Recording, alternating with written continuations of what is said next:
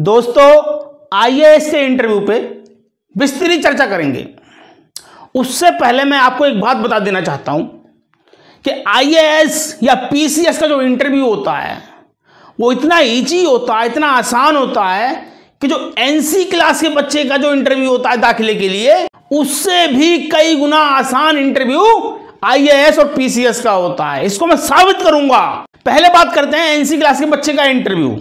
एक छोटा मासूम बच्चा जो ठीक ढंग से बोल भी नहीं पाता है, उसका इंटरव्यू एक प्रिंसिपल के सामने, उससे सवाल पूछे जाते हैं। एबीसीडी सुनाओ, 100 तक गिनती सुनाओ, टेबल सुनाओ। जिस बच्चे ने स्कूल में दाखिला नहीं लिया उससे ऐसे ऐसे प्रश्न, इंग्लिश स्पीकिंग पूछी जाती है, व्हाट इज योर नेम। इतना कठिन इंटरव्यू मैंने जिक्र केवल इसलिए यहां किया है कि जो आईएएस का इंटरव्यू होता है, पीसीएस का जो इंटरव्यू होता है, इससे बहुत अधिक आसान इंटरव्यू है। कुछ पैसा कमाने वाले संस्थानों ने आपके मन में भय बना दिया है। यदि वो भय नहीं बनाएंगे तो आप पैसा कैसे निकाल के देंगे। लेकिन मैं यहां साबित करके रहूंगा कि आपको डरने की जरूरत नहीं है। एनसी क्लास के बच्चे का जो इंटरव्यू होता है उससे भी अधिक आसान इंटरव्यू आईएएस और पीसीएस का होता है। यहां केवल हम यूपीएससी की बात करेंगे, संघ लोक सेवा आयोग जो इंटरव्यू लेता है उसकी बात करेंगे। वो आदर्श इंटरव्यू हो सकता है।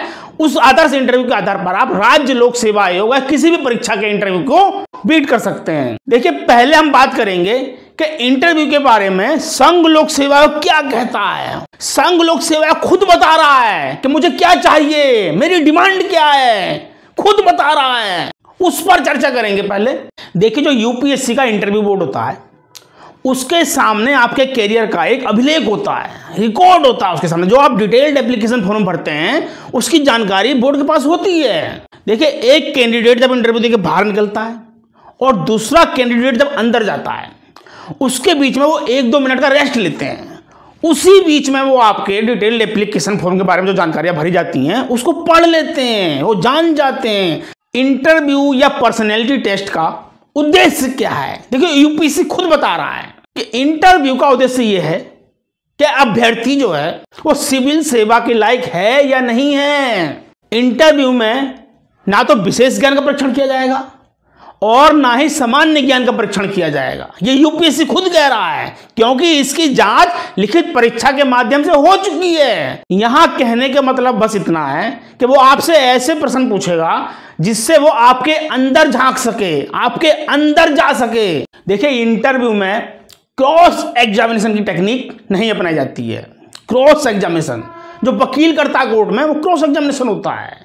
या सीबीआई वाले करते हैं, सीआईडी वाले करते हैं, क्रॉस एग्जामिनेशन करते हैं। क्रॉस क्वेश्चन पूछ के वो अपराधी के अंदर झांकते हैं, उससे सत्य निकलवाते हैं।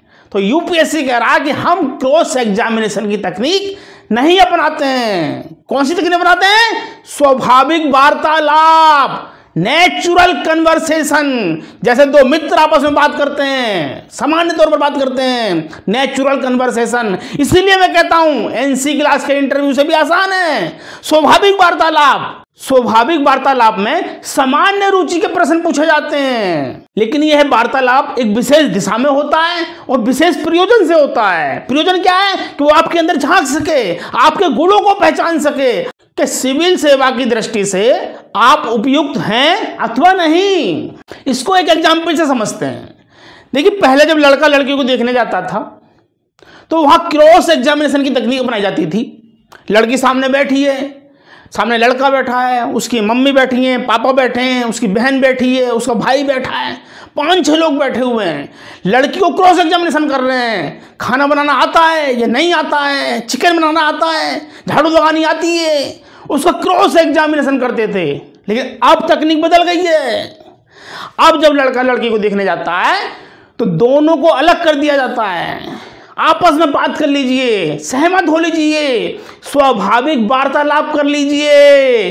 वही तकनीक यूपीएससी कह रहा है, वही तकनीक हम अपनाते हैं। स्वाभाविक वार्तालाप, कोई क्रॉस एग्जामिनेशन नहीं है। आपको फंसाना नहीं है, आपको उलझाना नहीं है। स्वाभाविक वार्तालाप, सामान्य रुचि के प्रश्न पूछे जाएंगे और उनके आधार पर आपके गुणों की पहचान की जाएगी। इतना इजी इंटरव्यू, इतना आसान इंटरव्यू, डरने की जरूरत नहीं है। यूपीएससी खुद कह रहा है हम बहुत आसान इंटरव्यू लेंगे। यूपीएससी खुद बता रहा है कि अभ्यर्थी को 4 चीजों की जानकारी अवश्य होनी चाहिए। पहला क्या है? एकेडमिक विषयों की जानकारी, यानी जो भी आपने बीए किया है, बीएससी किया है या एमबीबीएस किया है, तो जो आपका एकेडमिक विषय है, एकेडमिक रिकॉर्ड है, उसके बारे में आप पारंगत होने चाहिए। दूसरा है करंट अफेयर्स। देखिए यूपीएससी करंट अफेयर्स को बहुत महत्व देता है। जो वर्तमान समय में घटनाएं घट रही हैं, आपके राज्य में घट रही हैं, आपके राज्य के बाहर घट रही हैं, देश में विदेश में जो घटनाएं घट रही हैं, उस करंट अफेयर्स की आपको विशेष जानकारी होनी चाहिए। तीसरा है आधुनिक विचारधारा की जानकारी। देखिए यहां पर आधुनिक विचारधारा के संबंध में आप कंफ्यूज हो सकते हैं। देखिए यूपीएससी क्या कह रहा है? सामान्य रुचि के प्रश्न पूछे जाएंगे। तो आधुनिक विचारधारा को आप दर्शन शास्त्र या राजनीतिक दर्शन से ना जोड़ें। यहां पर जो आधुनिक विचारधारा है, यानी जो वर्तमान वैश्विक मूल्य हैं, जैसे लोकतंत्र है, मानवाधिकार है, महिला सशक्तिकरण है, जो आधुनिक विचारधाराएं हैं, इसके संबंध में आपको ज्ञान होना चाहिए। चौथा, नई नई खोजों के बारे में आपको जानकारी होनी चाहिए, यानी साइंस और टेक्नोलॉजी की बात कर रहा है, उसके संबंध में जो नई नई खोजें हो रही हैं, उसके बारे में आपको जानकारी होनी चाहिए। जैसे 5G तकनीक है, या मंगल और चांद की यात्रा है, अंतरिक्ष की खोजें हैं, नई नई खोजें जो हो रही हैं, उसके बारे में भी आपको जानकारी होनी चाहिए। देखिए यूपीएससी उम्मीदवार की मानसिक क्षमता यानी मेंटल कैलिबर की जांच करता है। यूपीएससी 3 चीजों का मूल्यांकन करता है: बौद्धिक गुणों का, सामाजिक गुणों का और करंट अफेयर्स के बारे में उसकी क्या रुचि है। इन 3 चीजों का मूल्यांकन करता है। यूपीएससी 7 चीजों की जांच करता है। पहली क्या है? मानसिक सतर्कता, मेंटल अलर्टनेस, यानी किसी विषय पर आप कितना फोकस कर पा रहे हैं, कितनी कंसंट्रेशन से ध्यान कर पा रहे हैं, कितनी जल्दी आप डिसीजन ले सकते हैं। दूसरा है आलोचनात्मक ग्रहण शक्ति, यानी किसी विषय को आप क्रिटिकली एग्जामिन कर सकते हैं या नहीं कर सकते हैं, अर्थात किसी विषय पर उसके पॉजिटिव पॉइंट्स, उसके नेगेटिव पॉइंट्स दोनों की जानकारी आपको होनी चाहिए, यानी क्रिटिकली एग्जामिन करना है, तभी तो सत्य निकल के आएगा। तीसरा है स्पष्ट और तर्क संगत प्रतिपादन, यानी जो आप बात कह रहे हैं वो क्लियर होनी चाहिए, समझ में आनी चाहिए। दूसरा, तर्क संगत होनी चाहिए। आप हवा हवाई बात नहीं कर सकते हैं, अपनी बात को प्रूफ करना होगा, तर्क देने होंगे, आंकड़े देने होंगे। चौथा है संतुलित निर्णय की शक्ति, यानी बैलेंस्ड डिसीजन चाहिए, संतुलित निर्णय, अर्थात आपका डिसीजन पूर्वाग्रह से ग्रसित नहीं होना चाहिए, एक तरफा नहीं होना चाहिए, बैलेंस होना चाहिए, संतुलित निर्णय होना चाहिए। इसमें परिकल्पनात्मक प्रश्न पूछ सकते हैं, जैसे आप किसी जिले के डीएम हैं, दंगा हो गया है, आप क्या करेंगे? गोली चलवाने का आदेश देंगे या बातचीत करेंगे? इस तरीके के परिकल्पनात्मक प्रश्न पूछ सकते हैं। 5वां है रुचि की विविधता और गहराई, यानी आपकी जो हॉबीज हैं, आपके जो इंटरेस्ट हैं, उनमें विविधता होनी चाहिए। जैसे आपने कह दिया मुझे केवल क्रिकेट में इंटरेस्ट है, बस क्रिकेट ही जानते हो और देश दुनिया में कुछ भी नहीं है। रुचि की विविधता होनी चाहिए, और जिसमें आपकी रुचि है, जिसमें हॉबीज है, उसके बारे में पर्याप्त आपको ज्ञान होना चाहिए। देखिए यहां पर सच्चाई की बात कर रहा हूं मैं। अगर आप रुचि फर्जी बता देंगे, क्रिकेट खेलते नहीं है, बता दें क्रिकेट में रुचि है, या कुश्ती में कोई इंटरेस्ट नहीं है और कह दिया मेरे कुश्ती में इंटरेस्ट है, आप पकड़े जाएंगे, यूपीएससी पकड़ लेगा आपको।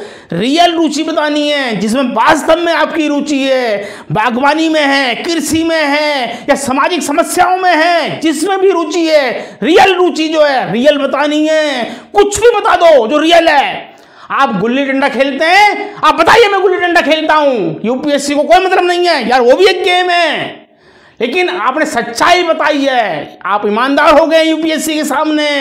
तो रियल बतानी है, फर्जी नहीं बतानी है हॉबी, क्योंकि रियल बताएंगे तो उसके बारे में आपको गहराई से जानकारी ऑटोमेटिक होगी, पढ़ना नहीं है, याद नहीं करना है। छठी चीज जो जांच करता है वो नेतृत्व और सामाजिक संगठन की योग्यता। देखिए आप संगठन में जा रहे हैं, लीडरशिप करने जा रहे हैं, तो लीडरशिप के गुण आपके अंदर होने चाहिए, सामाजिक संगठन के गुण होने चाहिए। यहां पर प्रश्न पूछ सकता है, आप ऑफिस में डीएम हैं और 4 सहकर्मी आपसे सहमत नहीं है, आपके विरोधी हैं, आप इस समस्या से कैसे निपटेंगे? देखिए मैं आपको आंसर नहीं बता रहा हूं, आंसर आपको स्वयं निकालने, स्वयं तय करने। यूपीएससी कोचिंग वालों से सख्त असर करता है, उनको हतोत्साहित करने का प्रयास करता है। क्यों? जो बच्चे कोचिंग नहीं पढ़ रहे हैं, क्या यूपीएससी उनको सिलेक्शन नहीं करेगा? करेगा निश्चित तौर पर। जो कोचिंग नहीं कर रहे हैं, जो कोचिंग नहीं पढ़ सकते हैं, यूपीएससी को वो बच्चे चाहिए, उनका सिलेक्शन करेगा। वो कोचिंग वालों को हतोत्साहित करना चाहता है। इसलिए मैं कह रहा हूं, मैं किसी का आंसर नहीं बता रहा हूं, आपको स्वयं अपने आंसर तय करने। क्यों? यूपीएससी आपके अंदर झांकना चाहता है। आप कोचिंग से रट आए, रटे रटाए आंसर बता दिए, तो आपको यूपीएससी बाहर का रास्ता दिखा देगा। वो आपके अंदर झांकना चाहता है। सातवां चीज जो है वो जांचता है यूपीएससी, आपकी बौद्धिक और नैतिक ईमानदारी की जांच करता है। भाई आप आईएएस बनने जा रहे हैं, देश चलाने जा रहे हैं, आप ईमानदार होने चाहिए। यूपीएससी इस चीज की जांच करता है।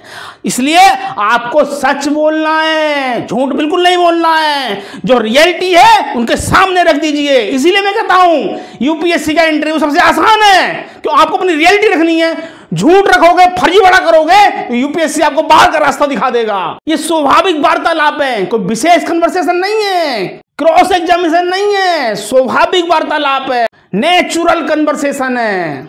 तो स्वाभाविक वार्तालाप में सच बोलते जाइए, बात करते जाइए, सच बोलते जाइए। यदि किसी प्रश्न का उत्तर नहीं आता है, सॉरी चल जाएगा, झूठ नहीं चलेगा। सॉरी बोलने से आपके नंबरों पर कोई फर्क पड़ने वाला नहीं है। लेकिन अगर फर्जी बोल दिया, झूठा उत्तर दे दिया, तो आपको यूपीएससी बाहर का रास्ता दिखा देगा। इसलिए सच बोलना है, ईमानदार रहना है। इन्हीं गुणों की तो खोज कर रहा है यूपीएससी। देखिए, अभी हमने चर्चा करी कि यूपीएससी क्या चाहता है, उसके क्या डिमांड है, उन पॉइंटों पे चर्चा करी जो यूपीएससी स्वयं बता रहा है, स्वयं लिख के दे रहा है कि मुझको ये चीज चाहिए। ये थोड़ा आपको कठिन लग रही होंगी, लेकिन इसको अपने वे में बात करते हैं। देखिए, पहली बात तो ये जान लीजिए कि यूपीएससी का इंटरव्यू या आईएएस या पीसीएस का जो इंटरव्यू होता है वो बहुत ही सरल इंटरव्यू होता है। वो कह रहा ना स्वाभाविक वार्तालाप, बिल्कुल सेम टू सेम यही है। आप जब अंदर जाएंगे, वो कहें अरे आइए आइए, बैठिए बैठिए बैठिए।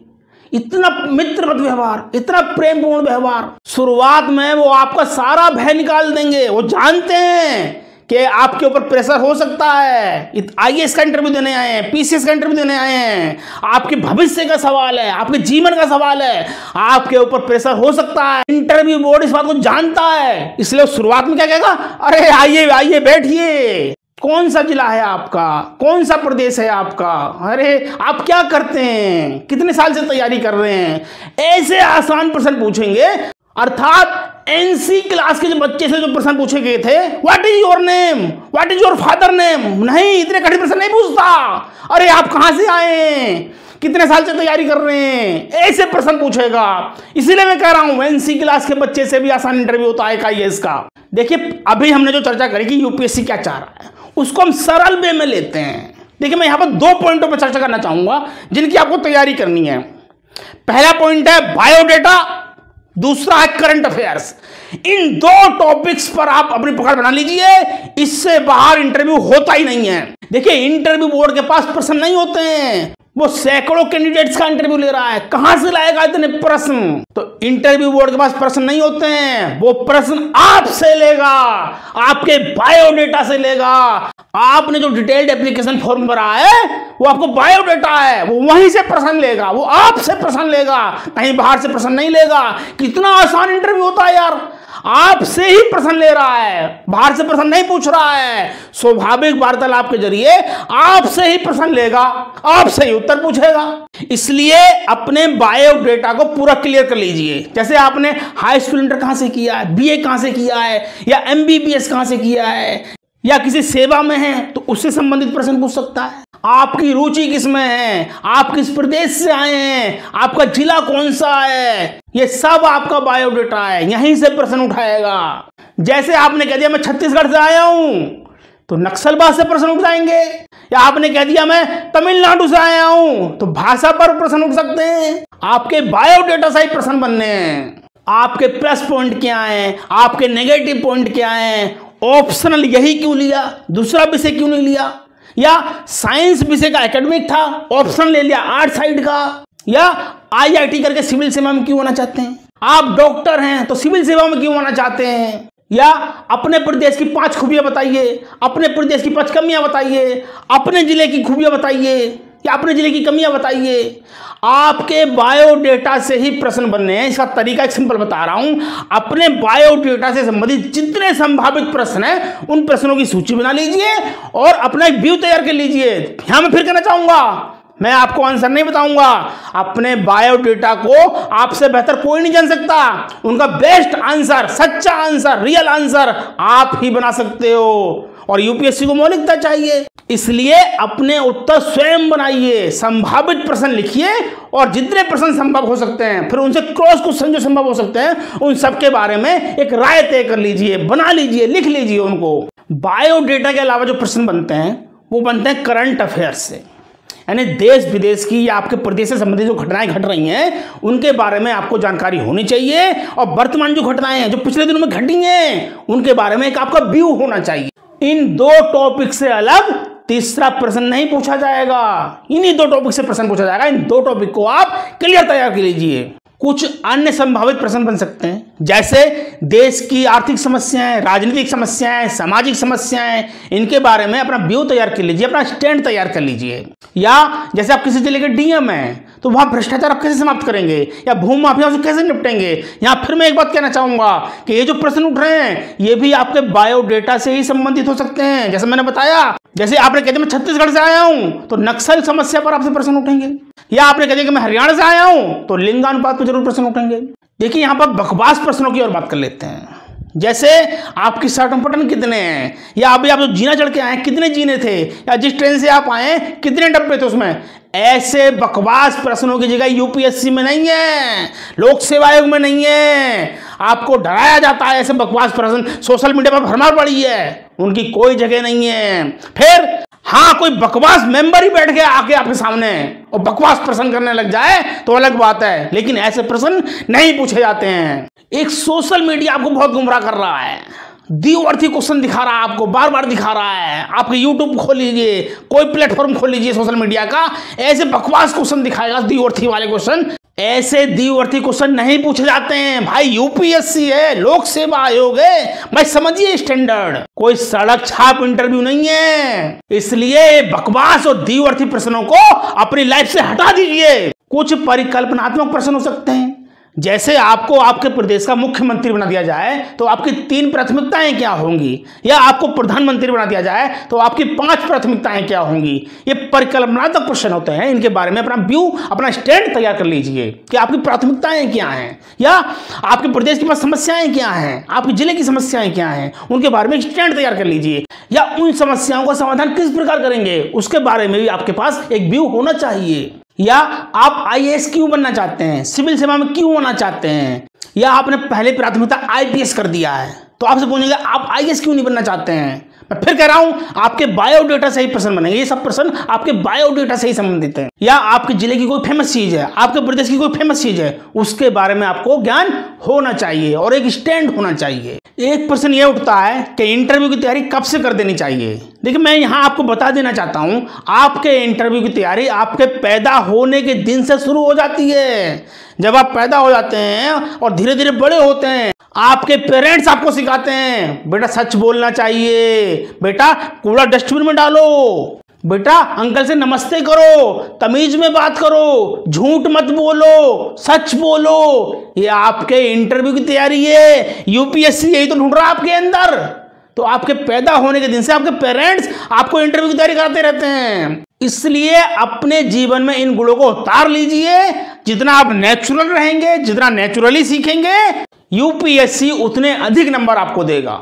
अपने अंदर गुणों को विकसित करना है तो ये निरंतर प्रक्रिया है। जब आप अवेयर हो जाएं तभी से इन गुणों को अपने अंदर विकसित करते रहिए। संक्षेप में इंटरव्यू के लिए आप इन बातों को ध्यान रख लीजिए। इंटरव्यू बोर्ड के सामने एक सम्मान का व्यवहार करना, जैसे जब तक वो बैठने के लिए ना कहें आप बैठे नहीं। दूसरा, अपनी मौलिकता बनाए रखनी है, आपकी मौलिकता को ही ढूंढ रहे हैं वो। तीसरा, जब आप किसी मेंबर से बात कर रहे हैं तो आई कांटेक्ट बना रहना चाहिए, ये सत्यता के प्रतीक होता है। चौथा, झूठ और बरगलाना बिल्कुल नहीं है। यदि किसी प्रश्न का उत्तर नहीं आता है सॉरी चलेगा, कोई फर्क नहीं पड़ने वाला नंबरों पे, लेकिन अगर झूठ बोल दिया, बरगलाने लगे तो इंटरव्यू बोर्ड आपको बाहर का रास्ता दिखा देगा। अगला पॉइंट, घबराना बिल्कुल नहीं है, डरना नहीं है। देखिए यूपीएससी खुद कह रहा है स्वाभाविक वार्तालाप है, जैसे दो मित्र बात करते हैं ऐसे बात करनी है, तो घबराना नहीं है,